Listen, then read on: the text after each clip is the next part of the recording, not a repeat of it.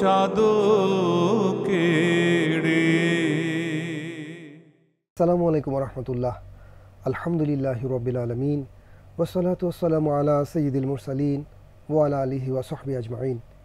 18 বাংলার সুপ্রিয় দর্শক, স্বাগত জানাচ্ছি সিরাতে রাসূলুল্লাহ সাল্লাল্লাহু আলাইহি ওয়াসাল্লাম, মহাবিশ্বের সর্বশ্রেষ্ঠ মানুষ, আল্লাহর সবচেয়ে বড় নিয়ামত রাসূলুল্লাহ ইসলামের জীবনী ভিত্তিক পূর্ণাঙ্গ অনুষ্ঠানের আজকের পর্বে। সুপ্রিয় দর্শক, এর আগে আমরা কথা বলেছিলাম সমকালীন বিশ্ব ব্যবস্থা এবং মহানবী সাল্লাল্লাহু আলাইহি ওয়াসাল্লামের আগমনের অনিবার্যতা নিয়ে। সেখানে আমরা চীন, ইউরোপ, ভারতবর্ষ নানা বিষয় নিয়ে কথা বলেছি। আমাদের আলোচক ছিলেন দার্শনিক, কবি, ইতিহাস নিয়ে কাজ করেন, সমাজতত্ত্ব নিয়েও কাজ করেন শায়খ মুসা আল হাফিজ। আসসালামু আলাইকুম ওয়া রাহমাতুল্লাহ। ওয়ালাইকুম আসসালাম ওয়া রাহমাতুল্লাহ। তো সেই আলোচনায় সুপ্রিয় দর্শক আমরা ওই জায়গাগুলোর সমাজতাত্ত্বিক অবস্থান, নৈতিক অবস্থান, ধর্মতাত্ত্বিক অবস্থান দেখিয়েছি এবং আমরা বারবার বলবার চেষ্টা করেছি হয়তো সেই দেশগুলো অবকাঠামোগতভাবে ঠিক ছিল, হয়তো সেই রাজা বছরের পর বছর শাসন করেছেন, কিন্তু মানুষের মুক্তির জন্য মুমুক্ষ মানুষের মনের ভেতরে যে অবদমিত চেতনা, বাসনা, কষ্ট, সেগুলো দূর করার কোনো ব্যবস্থা গ্রহণ করতে পারেন নাই। ফলে রাসূলের আগমন অনিবার্য ছিল। আমরা সে নিয়েও মুসা আল হাফিজ আপনার কাছে আরেকটু জানতে চাই যে পৃথিবীর নানা দেশ যেগুলোর কথা আমরা বলেছি সেগুলো অবকাঠামোর দিক থেকে, অর্থনৈতিক দিক থেকে সমৃদ্ধ ছিল কি ছিল না সেটা মূল আলোচ্য বিষয় না, বিবেচ্য বিষয় না। আমরা দেখেছিলাম যে মানবিকতার বিপর্যয় ঘটেছিল এবং ভীষণভাবে তারা হেদায়েত পাচ্ছিল না বলেই রাসূলের আগমন অনিবার্য ছিল। আমরা এই বিষয়ে তারা মুসা আল হাফিজ আরেকটু কথা শুনতে চাই আপনার কাছে। দেখেন, আসলে আলোচনাটা অনেক লম্বা হতে বাধ্য। আমরা শশাঙ্কের কথা বলেছি, হর্ষবর্ধনের কথা বলেছি। দেখবেন ইতিহাসের প্রতিটি গ্রন্থে শশাঙ্ক একজন গ্রেট শাসক, ঠিক আছে, হর্ষবর্ধন একজন গ্রেট রুলার, ঠিক আছে, কিন্তু বিচারের পুরো কাঠামো এখানে স্থাপন করা হচ্ছে না। এটা কিভাবে যে শশাঙ্ক খুব ভালো শাসক ছিলেন, আমরা সমস্ত তর্ক বাদ দিয়ে এটা ধরে নিলাম, কিন্তু বিবরণ এমন আছে যে শশাঙ্ক বলেছিলেন যে একদম দেবগিরি থেকে নিয়ে শুরু করে একেবারে বাংলার শেষ প্রান্ত পর্যন্ত যখন তিনি ব্রাহ্মণবাদী ছিলেন তখন তিনি বলেছেন যত বৌদ্ধ পাওয়া যায় নারী শিশু নির্বিশেষে সবাইকে মেরে ফেলতে হবে। এটা চীনা ঐতিহাসিক বিবরণে আমরা পাচ্ছি। তো এটাকে বাদ দিয়ে আমরা কীভাবে তাকে ব্যাখ্যা করব? তখন বলা হচ্ছে যে না, ওদের সাথে যেহেতু তার দ্বন্দ্ব ছিল, দ্বন্দ্বের সাপেক্ষে ওই হিস্ট্রিয়ানরা বিকৃতভাবে তাকে উপস্থাপন করেছে। আচ্ছা, ওই ঘটনা যখন মুসলিম একজন শাসকের ক্ষেত্রে হয় তখন মুসলিমদের দ্বন্দ্ব যাদের সাথে চলমান তাদের তরফে কোনো হিস্ট্রিয়ান যখন মুসলিমদের সমালোচনায় এইরকম কথা বলছে তখন কিন্তু ওই মানদণ্ড সেখানে তো হাজির করা হচ্ছে না, সুবিধা মতো মানদণ্ড নেওয়া হচ্ছে, সুবিধা। ফলে এটাকে আমরা হিস্টোরিক্যাল মানে মোরালিটির জায়গা থেকে এটাকে আমরা কোনোভাবেই ন্যায্য বলতে পারি না। আপনি যখন বিচারের মানদণ্ড ব্যক্তিবিশেষ বারবার বদলাবেন, এই আপেক্ষিকতা আমাদেরকে সত্য পর্যন্ত কখনো নেবে না। আচ্ছা, আপনি সকল বিচার বাদ দিয়ে দেন, আপনি যে শশাঙ্ক খুব ভালো শাসক ছিলেন একমত, হ্যাঁ অবশ্যই তিনি বিজয়ী শাসক ছিলেন, প্রতাপশালী শাসক ছিলেন এবং তিনি একজন শাসকদের যাকে বলে বাহ্যিক বিচার কাঠামো, সেই বিচার কাঠামোতে তাকে আমরা অবশ্যই উপরের স্তরে রাখব। কিন্তু তার অবসানের পরে কেন বাংলার রাষ্ট্র এবং সমাজ জীবন দোষে পড়ল? একজন ভালো শাসক কেবলমাত্র নিজের সময়ে ধরে রাখবেন এবং তার পড়ে যাওয়ার সাথে সাথে সব কিছু পড়ে যাবে, এর মানে কি? এর মানে তিনি কাঠামো দিতে পারেন নাই, ব্যক্তির সামর্থ্য দিয়ে তিনি শাসনটা জারি রেখেছিলেন। অথবা এটাও হতে পারে উনি অবদমিত রেখেছেন এবং তিনি ইনস্টিটিউটগুলোকে ধ্বংস করেছেন এবং তিনি পরবর্তী লিডারশিপকে উঠে আসতে দেন নাই। এর মানে কি? এই সমস্ত বৈশিষ্ট্য একটা স্বৈরতন্ত্রের কথা বলছে। তো হর্ষবর্ধনের ক্ষেত্রে একই ঘটনা ঘটেছে। দেখেন, তাদের অবসানের পরেই রাষ্ট্রগুলো ভেঙে পড়লো এবং এমন ভয়াবহ নৈরাজ্য, কোনো লিডারশিপ নাই। কিন্তু ফলে এটাকে আমরা একরৈখিকভাবে খুব ভালো অবস্থান বলতে পারি না। আচ্ছা, ওই ব্যাপারগুলো ছিল, কিন্তু হেদায়েত আসবে কিসের জন্য? হেদায়েত আসবে মানব জাতিকে রাজনীতি করতে বা সামাজিক করতে যদি আমরা বলি আদল দেওয়ার জন্য, অর্থাৎ ন্যায় বিচার দেওয়ার জন্য, জাস্টিস দেওয়ার জন্য। এবং তার হেদায়েত মূলত কয়েকটা জিনিস দিতে চায়। একটা হলো বিশুদ্ধ দৃষ্টিভঙ্গি, জীবন সম্পর্কিত বিশুদ্ধ দৃষ্টিভঙ্গি দিতে চায়, জগৎ সম্পর্কিত বিশুদ্ধ দৃষ্টিভঙ্গি দিতে চায়, এটা হচ্ছে আকীদা। আরেকটা হচ্ছে তার ধর্মীয় আচরণের একটা বিশুদ্ধ রূপকল্প দিতে চায়, এটা হচ্ছে আহকামাত। এটা আইনি একটা পূর্ণাঙ্গ কাঠামো দিতে চায়, এর মধ্যে জীবন যাপনের একটা পরিপূর্ণ শৈলী থাকবে এবং পরিপূর্ণ একটা আইন ব্যবস্থা থাকবে। তারপরে আরেকটা হচ্ছে তার সামাজিক সম্পর্কসমূহের একটা সুবিন্যস্ত কাঠামো দিতে চায়, এটা হচ্ছে যাকে বলে মুআশারাত। আরেকটা হচ্ছে তার লেনদেন, অর্থনৈতিক জীবনের একটা পরিপূর্ণ বিন্যস্ত যথার্থ কাঠামো দিতে চায়, এটা হচ্ছে মুআমালাত। আরেকটা হচ্ছে কি তার একটা মোরালিটি দিতে চায়, আখলাকি ব্যবস্থা দিতে চায় এবং আধ্যাত্মিক ব্যবস্থা দিতে চায়, এটাকে আমরা আখলাক এবং ইহসান বলি। আর আরেকটা হচ্ছে তার রাষ্ট্রনৈতিক একটা ব্যবস্থা দিতে চায়, এটাকে আমরা সিয়াসত বলি। ফলে কোনো একটা জিনিসকে বাদ দিয়ে কোনো একটা জিনিস, ব্যাপারটা এরকম না। অর্থাৎ হেদায়েত আসার মানে হচ্ছে পরিপূর্ণ একটা কাঠামো আসা জীবনের, জীবনের সকল পর্যায়ে একটা কম্বিনেশন হবে, গুড সমন্বয় হবে। আপনি দেখেন যে খুব ভালো একজন শাসক আছেন, তো জীবন সম্পর্কিত দৃষ্টিভঙ্গির কি অবস্থা? মানুষ কি চাঁদের দিকে তাকাইয়া সিজদায় পড়ে যায়? মানুষ উঁচা একটা পাহাড়ের দিকে তাকাইয়া সিজদায় পড়ে যায়? বড় একটা গাছ পাওয়া গেল, এই গাছটা এত বড় হয়েছে কীভাবে, তাহলে একটা সিজদা দিয়ে দেই। বড় একজন মানুষ পাওয়া গেছে, এই মানুষটা এত বড় হইল কীভাবে, তাহলে সিজদায় পড়ে যায়। অত্যন্ত বিষাক্ত একটা সাপ, এত বিষওয়ালা ধ্বংসাত্মক, তাহলে তাকে আমি সিজদা দিই না। এটা জীবনের অধঃপতন জীবন। ফলে এই যে সামগ্রিক ব্যাপারটা, আমরা গোটা পৃথিবীকে যদি এই মানদণ্ডগুলো দিয়ে দেখি, তাহলে কি দেখব? তাহলে দেখব মানব জাতির অধঃপতিত একটা অবস্থা। আর এই অধঃপতিত অবস্থার মধ্যে কিছু কিছু প্রত্যক্ষযোগ্য আনন্দ নির্মাণের প্রচেষ্টা, সুখ নির্মাণের প্রচেষ্টা, শক্তি প্রদর্শনের প্রচেষ্টা, যেগুলোকে আমরা এইভাবে বলতে পারি যে নিশ্চিদ্র অন্ধকার রজনীর মধ্যে কিছু জোনাক পোকা জ্বলছে। জীবনের কোনো একটা প্রান্তে আলোর একটা চিটা বা ছোটা থাকার মানে হচ্ছে জীবন আলোকিত, তা আমরা বলতে পারি না, কখনো বলতে পারি না। ফলে হেদায়েত যখন নবী আলাইহিস সালাম যে হেদায়েতটা নিয়ে আসলেন, এটা মানে পরিপূর্ণ একটা জীবনশৈলী নিয়ে হাজির হয়, পরিপূর্ণ। সে প্রথম আপনার আধ্যাত্মিক পরিশুদ্ধ, এটা প্রথম এবং দ্বিতীয় না, একই সাথে সমস্ত কিছুর মধ্যে সে কাজ করে, একই সাথে সকল জায়গায় সে, এটা সূর্যের মতো। সূর্য যখন আসে সে গ্রামে আলো দিচ্ছে, শহরে আলো দিচ্ছে, রাজপ্রাসাদে আলো দিচ্ছে এবং পণ্যকুটির আলো দিচ্ছে, এমনকি পাহাড়ের একটা গর্তের মধ্যেও আলো দিচ্ছে। হেদায়েতের ব্যাপারটা হচ্ছে এইরকম। হ্যাঁ, বিপর্যয়ের মধ্যেই তো তিনি আসবেন। যখন বিপর্যয়টা একটা পরিপূর্ণ এবং চূড়ান্ত একটা অবয়ব লাভ করেছে, বৈশ্বিক অবয়ব লাভ করেছে। দেখেন, বিপর্যয় নানা প্রান্তিক বিপর্যয় হতে পারে, যে ওই জায়গায় কোনো এক জায়গায় বিপর্যয়, অন্যত্র আলো জ্বলছে, এটা একটা অবস্থা হতে পারে। আর আরেকটা অবস্থা হলো যে না, পরিপূর্ণ অর্থে গোটা বিশ্বে মানুষ আল্লাহ তাআলাকে ভুলে গেছে। আল্লাহ তাআলার হেদায়েতের প্রথম ভিত্তি হচ্ছে আল্লাহ তাআলার সাথে মানুষের সম্পর্ক। আল্লাহ তাআলার সাথে মানুষের সম্পর্ক নির্মাণ করবে কোন দৃষ্টিভঙ্গি, যে আল্লাহ তাআলাকে সে কীভাবে জানে। দেখেন, তখনকার গোটা পৃথিবী এমন যে কোথাও তাওহীদের কোনো বিশুদ্ধ রূপরেখা নাই, দৃষ্টিভঙ্গি নাই। এটা ভারতবর্ষে নাই, এটা ইউরোপে নাই, এটা চীনের কোথাও নেই। অর্থাৎ সম্মিলিতভাবে পৃথিবীর সকল জায়গায় মানুষ আল্লাহ তাআলার সাথে তার সম্পর্কের সেতুবন্ধনটা হারিয়ে ফেলেছে, আল্লাহ তাআলাকে সে ভুলে গেছে। এরকম একটা পরিস্থিতি এত সামগ্রিকভাবে এর আগে দেখা যায় নাই। সেই জন্য রাসূল ইসলামের আগমনটা অনিবার্য হলো। মানে এটা আল্লাহ তাআলার ইরাদা তো ছিল তখনই পাঠাবেন, কিন্তু এই পরিস্থিতিটা এরকম ছিল, তৈরি হয়েছে। অনেক ধন্যবাদ মহোদয়। আরো নানা কারণগুলো আমরা ইতিপূর্বে বিশ্লেষণ করেছি।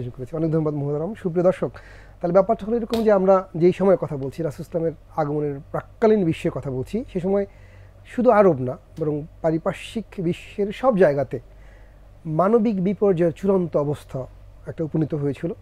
মানুষ নৈতিক দিক থেকে, ধর্মীয় দিক থেকে এই পর্যায়ে স্খলনের শিকার হয়েছিল যে মানুষকে উদ্ধারের জন্য একজন মহাত্রাণকর্তার অবশ্যই আবশ্যক ছিল। তো মহতারাম, আপনার আলোচনায় আমরা শুনেছি যে ভারতবর্ষের অবস্থা খারাপ ছিল, ইউরোপের অবস্থাও খারাপ ছিল, চীনের অবস্থা খারাপ ছিল, আফ্রিকার অবস্থাও খারাপ ছিল, কিন্তু রাসূল কেন আরবই আসলেন? এটা একটা প্রশ্ন হওয়া উচিত। চমৎকার বলেছেন। দেখেন, আরবকে যদি আপনি ভৌগোলিকভাবে দেখেন, নবীজির আসার আগে নবীরা তারা কোনো অঞ্চলের জন্য ছিলেন, কোনো জনগোষ্ঠীর জন্য ছিলেন, কোনো জনপদের জন্য ছিলেন। নবীজি হলেন বিশ্বজনীনতার নবী, নবীজি হলেন বৈশ্বিক নবী, যাকে আল্লাহ সুবহানাহু ওয়া তাআলা রাহমাতুল লিল আলামিন বলেছেন। জগৎ সমূহের জন্য তিনি রাহমাত। এবং তার কাছে যে কোরআন এসেছে, এই কোরআনকে আল্লাহ তাআলা বলেছেন যিকরা লিল আলামিন, জগৎ সমূহের জন্য, সবার জন্য। এটা হচ্ছে নির্দেশনা, এটা হচ্ছে নসিহতনামা। তো তাহলে আপনি যদি সারা পৃথিবীকে একটা মহাসমাবেশ ধরে নেন, আপনি স্টেজটা কোথায় স্থাপন করবেন? সেন্টারে স্থাপন করবেন। আরবটা ছিল বিশ্বের জন্য সেন্টার। এখানে মানে এটা তিনটা বড় প্রধান, তৎকালীন পৃথিবীর প্রধান সভ্যতার এটা সংযোগস্থল ছিল। একদিকে আপনি দেখতে পাচ্ছেন বাইজেন্টাইন সিভিলাইজেশন, এবং ওরা পুরো ইউরোপীয় প্রবণতা সমূহকে ধারণ করত। ইউরোপীয় ইউরোপীয় এবং ইউরেশীয় প্রবণতাগুলোকে তারা ধারণ করত। আরেকদিকে আপনি দেখছেন সাসানি এবং কায়ানি সাম্রাজ্য, যেটা পার্সিয়ানদের, এবং তারাও হাজার বছরের ধারাবাহিকতায় তাদের সভ্যতা সংস্কৃতির সমস্ত অর্জন এবং সমস্ত পচন। একবারে ভুলে যাবো একটা সম্পূর্ণ প্রশ্ন, এটা মূল আলোচনা আমরা যাবো। প্রায়শ আমাদের মধ্যে একটা মানে মতদ্বৈততাও তৈরি হয়, একটা সংশয় তৈরি হয়। সূরা আর রোম বলে একটা সূরা আছে আমাদের, রোমক সাম্রাজ্য বলে আমরা জানি। তো ইতালির রাজধানী রোম আর এই রোমকের মধ্যে দূরত্ব পার্থক্য, মানে ব্যাপারটা কি একটু মেলানো যায় কিনা কোনোভাবে? এখন দেখেন, এটা সম্পূর্ণ কোশ্চেন, ছোট প্রশ্ন। চমৎকার বলেছেন যে বাইজেন্টাইন, আপনি বলতে চাচ্ছেন, আপনি ইতিহাসের ভাষ্য থেকে এটা বলতে চাচ্ছেন যে এটা তো বাইজেন্টাইন সাম্রাজ্য। আমরা রোমক বলতে তো ইতালির ইউরোপীয় রোমক সাম্রাজ্য। চমৎকার। কিন্তু এখানে ঘটনা হচ্ছে যে বাইজেন্টাইনটা আসলো কোত্থেকে? বাইজেন্টাইনটা হচ্ছে রোমক সাম্রাজ্যের একটা ইউরেশীয় এশীয় সম্প্রসারণ। এটা ওই তাদের সভ্যতাগত ভিত্তি, তাদের সংস্কৃতিগত ভিত্তি, তাদের ধর্মতাত্ত্বিক ভিত্তি, সেটা কোত্থেকে? সেটা তো রোম থেকে, তাই না? ফলে দেখেন, ইসলাম ভূগোলকে সংজ্ঞায়িত করে নাই, ইসলাম সভ্যতার কেন্দ্রবিন্দুকে সংজ্ঞায়িত করেছে, দৃষ্টিভঙ্গির কেন্দ্রবিন্দুকে সংজ্ঞায়িত করেছে। ফলে এখানে গলিবাতের রোম যথার্থই বলা হয়েছে, কারণ ওই বাইজেন্টাইনদের উত্থান, বাইজেন্টাইনদের গঠন, বাইজেন্টাইনদেরকে কনস্টান্টিনোপলকে কেন্দ্র করে যে আলাদা একটা রোমান সাম্রাজ্যের ইউরেশীয় এবং এশীয় অংশ তৈরি করা হলো, এবং ওই অংশের মধ্যে আপনি দেখবেন বলকান অঞ্চলগুলোর একটা সংযুক্তি ছিল। কিসের সাপেক্ষে তৈরি করা হলো? তার ধর্মীয় দ্বন্দ্ব একটা ব্যাপার ছিল, আরেকটা ছিল এত বিশাল সাম্রাজ্যের প্রশাসনিক ব্যবস্থাপনাকে সুগঠিত করবার জন্য এবং যোগাযোগকে তার ভিতরে রাখার জন্য বিকেন্দ্রীকরণের দরকার ছিল। তাহলে তো এটা রোমানদেরই সম্প্রসারণ। ফলে ধর্মের জায়গায় এক, যদিও ওরা ক্যাথলিক আর ওরা হচ্ছে অর্থোডক্স, যদিও ক্যাথলিক এবং অর্থোডক্স এটা হচ্ছে ধর্মের আভ্যন্তরীণ দ্বন্দ্ব, কিন্তু ধর্মগত জায়গায় এক, তারা বিশ্বাসগত জায়গায় এক। দ্বিতীয়ত যে যাকে বলে কালচার, তৃতীয়ত তাদের সভ্যতাগত ঐতিহ্য, চতুর্থত তারা কাকে নায়ক মনে করে, কাকে খলনায়ক মনে করে, পঞ্চমে আপনি দেখবেন তাদের খাদ্যরুচি, ষষ্ঠের মধ্যে আপনি গিয়ে দেখবেন তাদের পোশাক আশাক, এরপরে আপনি দেখবেন যে তার প্রেরণা লাভের কেন্দ্র কোন জায়গা থেকে তার প্রেরণা নেই, এই জায়গাগুলোতে এক ছিল। ফলে দেখেন, ইসলাম কিন্তু বাহ্যিক দিকগুলোর দিকে তাকায় নাই। বাহ্যিক দিকগুলোর দিকে তাকাইলে ওটা রোম না বলে ওটা বাইজেন্টাইন বলার দরকার ছিল। ইসলাম অন্তর্নিহিত বিষয়াবলীর দিকে তাকাইছে, অর্থাৎ বাহ্যিক পার্থক্যগুলো তৈরি হলেও আত্মার মধ্যে তাদের কোন কোন জায়গায় একীভূত একটা চেতনা তাদের তো আছে। তাহলে আমরা ফিরে যাই, রাসূলুল্লাহ সাল্লাল্লাহু আলাইহি ওয়াসাল্লাম কেন আরবে আসলেন? তো বলছিলাম যেটা যে আরব, তো আপনি চমৎকারই বলছেন যে সেন্টার তো করতে হলে, হ্যাঁ, তো আরব সেন্টারের মধ্যে ছিল এবং আফ্রিকার সাথে যোগাযোগ খুব সহজে একটা যোগাযোগ তো ছিলই, এবং দেখেন আপনি ইসলাম আসার পরে অল্প সময়ের ভেতরে গোটা দুনিয়া জুড়ে ইসলাম ছড়িয়ে পড়লো।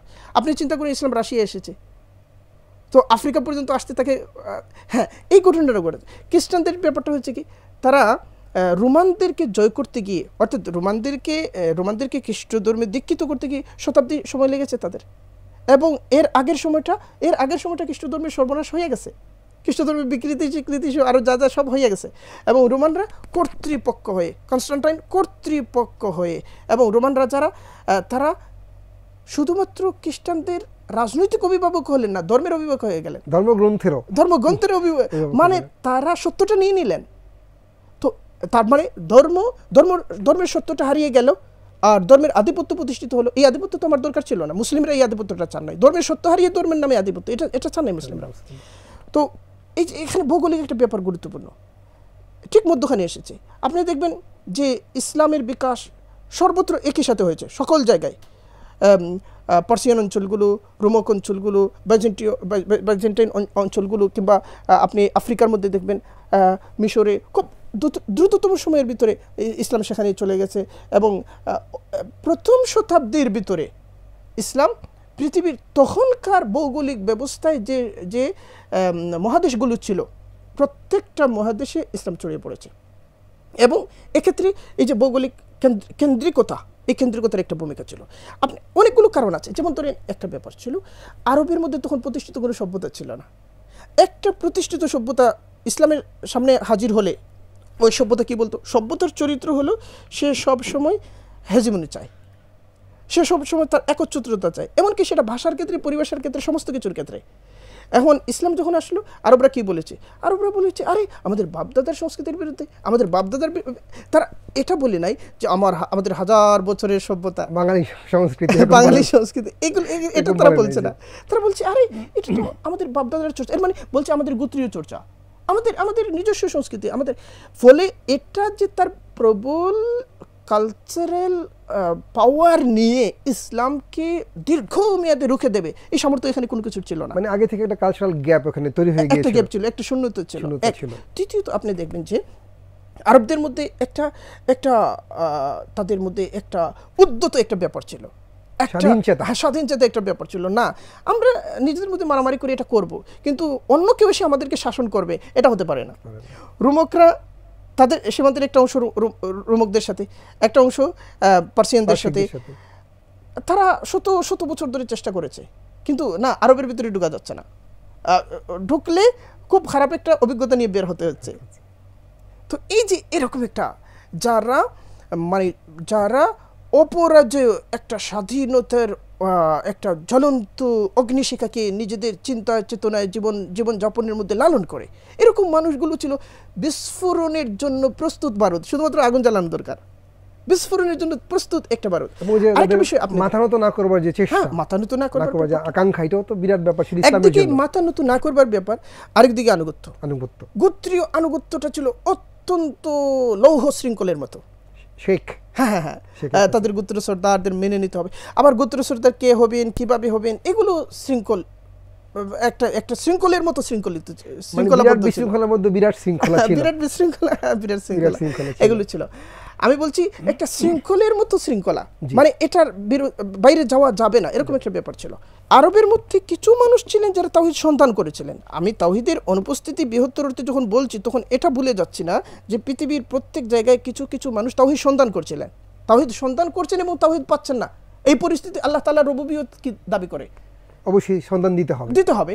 আল্লাহ তাআলার রুবুবিয়ত, আল্লাহ তাআলার ব্যবস্থাপনা নীতি, এটা আমাদের ভালোবাসেন। হ্যাঁ, এটা এখন আরবের মধ্যে এই সন্তানটা কিছু মানুষের মধ্যে ছিল, এবং বৃহত্তর অর্থে মনস্তত্ত্বগতভাবে অবচেতনে এই সন্তানটা বৃহত্তর জনসমাজের মধ্যেও ছিল, বড় একটা অংশের মধ্যে ছিল। আরবের মধ্যে আরেকটা ছিল ভাষাগত শৈলী। ভাষা অত্যন্ত গুরুত্বপূর্ণ। ভাষা কি? ভাষা হচ্ছে আপনার সাথে আমার রিলেট করার একটা সেতু। আপনার সামনে আমি নিজেকে কি দিয়ে হাজির করব, আপনাকে আমি নিজের দিকে কিভাবে নিয়ে আসব, এটা হচ্ছে ভাষা, এটা হচ্ছে যোগাযোগ। ভাষা মানুষকে ওই জায়গায় নিয়ে যায় যে জায়গায় সেই সভ্যতার কারিগর। যদি ভাষা না থাকতো, সভ্যতা থাকতো না, সংস্কৃতি থাকতো না, এগুলো হতো না। তখন আমাদের সভ্যতা থাকতো, সেটা ওই অবিকশিত পর্যায়ে থাকতো, তার কোনো বিকাশ থাকতো না। তো ভাষাটা অত্যন্ত গুরুত্বপূর্ণ। তখনকার পৃথিবীর আপনি প্রত্যেকটা ভাষা সাহিত্যের দিকে দেখেন, আপনি ইংরেজি সাহিত্যের দিকে তাকান। ইংরেজি সাহিত্যের প্রথম দিকের বড় কবিকে চসার যে তার কন্টেম্পোরারি টেলস লিখেছেন, সেখানে মুসলিম প্রসঙ্গ আছে। অর্থাৎ ইংরেজি সাহিত্যের বিকশিত অবস্থা এবং তার প্রাথমিক পর্বগুলো ইসলামের সেখানে পৌঁছে যাওয়ার, ইসলামের বার্তা, ইসলামের পয়গাম সেখানে পৌঁছে যাওয়ার পরবর্তী অবস্থা। তো আপনি দেখবেন যে সাহিত্যের দিক থেকে যদি আপনি দেখেন, এর আগে ওই সময়ে প্রায় শতাব্দী কাল ধরে পৃথিবীতে কোথাও কোনো সমৃদ্ধ সাহিত্য নির্মাণ হচ্ছে না। আপনি গ্রিকদের হুমারের কথা বলেন, এটা তো বহু আগের, হাজার বছর আগের কাহিনী। আপনি অন্যান্য যে ইউরোপীয় ভাষা, ল্যাটিন ভাষা ওই সময় কোনো বিশ্বকে আলোড়িত করেন এরকম কোনো আওয়াজ নাই, এরকম কোনো কণ্ঠস্বর নাই, এরকম কোনো সৃষ্টি নেই। আপনি দেখবেন এখানেও দেখবেন ভারতবর্ষে আপনি কালিদাসকে কোন সময় পাচ্ছেন? এই সময়ের মধ্যে সেই রকম কোনো সাহিত্যিক উজ্জীবন, এইরকম সাহিত্যিক কোনো প্রস্ফুটন যেটা বিশ্বকে নিজের দিকে টানবে, পৃথিবীর কোথাও হচ্ছিল না। আরবে সেটা হচ্ছিল। আরবি সাহিত্য তখন কোনো সাহিত্যিক শ্রেণীর বিষয় না, এটা জনসমাজের নিত্য ব্যবহারের বিষয়। ফলে একজন আরেকজনের সাথে যখন বন্ধুত্ব করছে, বন্ধুত্বের আলাপ করছে, একজনকে গালিটা দিচ্ছে, তখনও সাহিত্য শৈলীর প্রয়োগের মধ্যে দিয়ে সেটা করতে হচ্ছে। তো এই যে এটা কি, এটা হলো তাদের রুচি একটা উচ্চতর স্তরে উপনীত হয়েছে, আরও উচ্চতর সৃষ্টিশীলতাকে আলিঙ্গন করবার জন্য। সেই উচ্চতর সৃষ্টিশীলতা তাদেরকে দিতে পারে হেদায়েত। তো এটা হচ্ছে তাদের তাদের রুচিগত, তাদের তাদের আমরা তো বলি বিকাশের একটা হলো মননের বিকাশ, একটা হলো হৃদয়ের বিকাশ, আর আরেকটা হলো আমাদের আচরণগত বিকাশ। এই যে মননের বিকশিত অবস্থা, অবিকশিত মননের কাছে আপনি সর্বোচ্চ বিকাশের উপাদানগুলো দিতে পারেন না, সে ব্যবহার করতে পারবে না। আরবের মননটা বিকাশের এই স্তরকে ধারণ করবার জন্য তখন একটা প্রস্তুত অবস্থায় ছিল, এক ধরনের প্রস্তুত অবস্থায় ছিল। দ্বিতীয়ত আপনি দেখেন আরবের ভৌগোলিক অবস্থাটা দেখেন, আপনি যদি ভূমি যোগাযোগের ব্যাপারটা দেখেন, তাহলে তারা যোগাযোগ করতে পারছে। তাহলে রোমানদের সাথে, তাদের বাজিনদের সাথে, পার্সিয়ানদের সাথে অন্যান্য যোগাযোগের একটা ব্যাপার ছিল।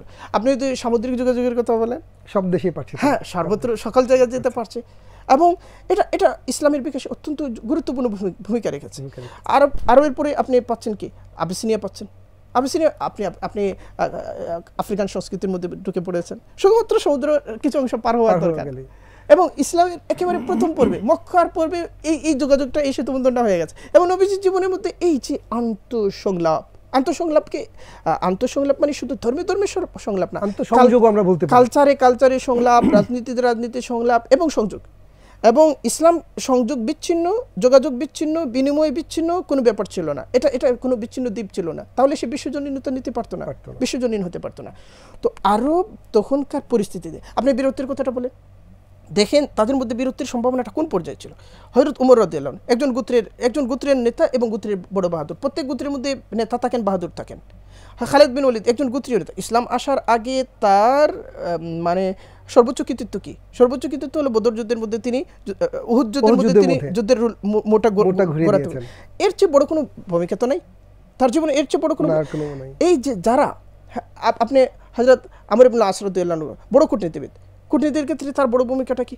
তিনি আবিসিনিয়া গেছেন মুসলমানদেরকে ফিরিয়ে আনতে, ব্যর্থ হয়েছেন, নিজেদের লোকদের ফিরিয়ে আনতে তিনি ব্যর্থ হয়েছেন। ফলে এটা অবিকশিত সম্ভাবনা, এটাকে অবিকশিত সম্ভাবনা বলা যায়। কিন্তু যেই মাত্র ইসলামের সংস্পর্শ পেলেন এই মানুষগুলো, তাদের বিকাশ এমন একটা মাত্রা স্পর্শ করলো, এমন একটা একই সাথে সমরে, একই সাথে রাজনীতিতে, একই সাথে সমাজ গঠনে, একই সাথে আইন প্রণয়নে, আইনের প্রয়োগে, একই সাথে সুশাসনে, একই সাথে রাজ্য বিস্তারে, প্রত্যেকটা ক্ষেত্রে একই সাথে একটা জনগোষ্ঠী এইভাবে বারুদের মতো জ্বলে উঠেছে। এটা আপনি পাবেন না কোথাও। আমরা বলি যে বুম করার একটা অবস্থা তৈরি হয়ে গিয়েছিল আগে থেকে। কার্লাইল সুন্দর করে বলেছেন যে এই সম্ভাবনাগুলো ছিল মরুভূমিতে বালরাশির মতো ঘুমিয়েছিল। যেই মাত্র ইসলামের স্পর্শ পেল, যেই মাত্র ইসলামের সংস্পর্শ তারা লাভ করলো, সাথে সাথে এত বারুদের মতো জ্বলে উঠলো যে তাদের প্রজ্বলনের ফলে দিল্লি থেকে কার্থেজ পর্যন্ত, কর্ডোবা থেকে বাগদাদ পর্যন্ত সমস্ত কিছু যেন ধাও ধাও করে উজ্জ্বলিত হলো হেদায়েতের আভায়।